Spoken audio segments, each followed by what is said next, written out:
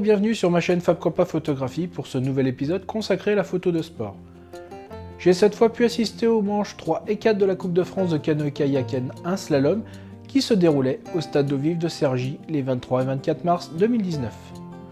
Côté matériel, je suis parti avec la config hockey sur glace devant enchaîner avec des matchs tout de suite après. J'avais donc dans mon sac le Sigma 200-500, les Canon 70-200 et 24-70, tous trois ouvrant à 2.8. J'avais pris en boîtier les Canon 1DX Mark II, 1DX et 5DS. Finalement, je me suis très peu servi du 70-200 et encore moins du 24-70, le 70-200 me permettant de réaliser quelques filets. Pour ce qui est du placement, j'ai choisi une position assez basse, à environ 1 mètre du sol, et qui me permettait d'avoir 2 spots photos sur le parcours. Pour ces 2 spots, je me suis arrangé pour avoir 2 portes alignées. En effet, en quittant la première porte, le regard de l'athlète se dirige vers la deuxième, me permettant de croiser celui-ci, en plus d'avoir une orientation du bateau plus photogénique. Côté paramétrage, les 2 jours ayant été très nuageux, je suis parti sur 200 ISO. Cela m'a permis de garder des vitesses suffisantes pour figer le mouvement de l'ordre du millième et du 2 millième de seconde. Enfin, pour fermer mon triangle d'exposition, j'ai fait varier mon ouverture de f2.8 pour les canoë-kayak simples à f4 pour les canoës doubles, me permettant d'avoir les 2 athlètes nets. Abordons maintenant la partie AF. J'ai choisi en toute logique le suivi continu et le K2 de chez Canon, favorisant le suivi du sujet en évitant les obstacles comme les gerbes d'eau et les portes.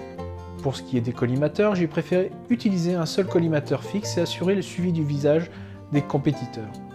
Je déplaçais donc manuellement celui-ci suivant la porte visée, de la droite à la gauche, et la catégorie canoë ou kayak. En effet, en plus de décadrer un peu, si le collimateur n'est pas assez bas, on a vite fait de couper la pagaie. Je vous laisse maintenant visionner quelques exemples réalisés en point of view. N'hésitez pas à poser des questions sous la vidéo. Merci et à bientôt.